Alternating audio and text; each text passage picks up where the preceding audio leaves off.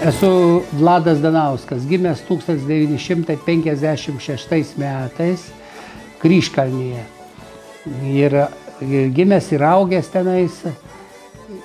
Ilgą laiką teko gyventi Žemaitijoje, Akmenės rajone, o dabar jau 8 metai gyvenu Raseiniuose.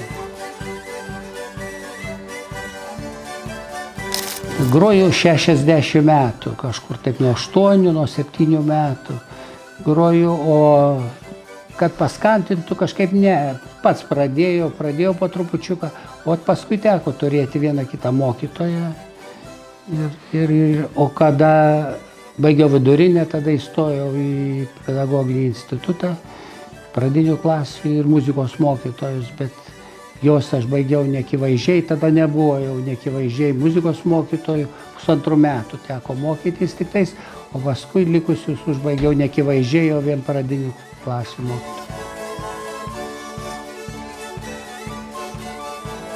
Kokiais 6-7 instrumentais teko groti ir saksofonu, ir gitara, akordeonas eina per visą gyvenimą, ir birbynė, liaudies ansamblį groti, ir estradinė gitara, ir tų instrumentų įvairiausių teko.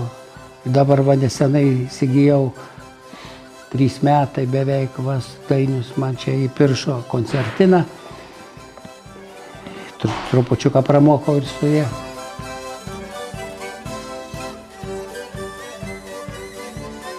Tų kūrinių nemažai yra ir čia vieną pagrojau, buvo Gera Gaspadinė ir valsiuką tokį valsą. Bet galima groti labai daug, teko į daug vestuvių groti ir laidotuvių teko nemažai groti. Su Petru grodau. Akordeonas eina per visą gyvenimą.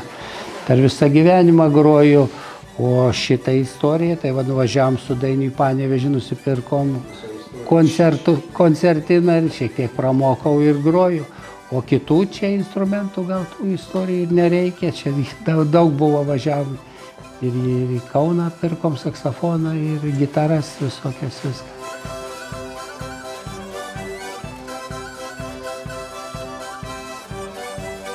Teko dalyvauti nemažai, teko nuo pat vaikystės ir mokykloje, ir kaimo kapeloje, ir triūbai, ir birbynę groti, ir liaudies ansamblį birbynę groti, ir vestuvių daug groti, ir su gitara teko ten.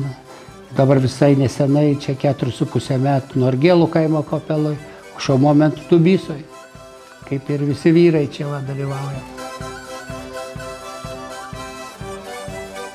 Kažkada turėjau, akordeonu teko mokyti, ne vieną mokinį, o šiuo momentu ne, jokių pasiekėjų neturiu, nieko nemokau. Pačiam reikia mokytis, jau pirštai nedirba.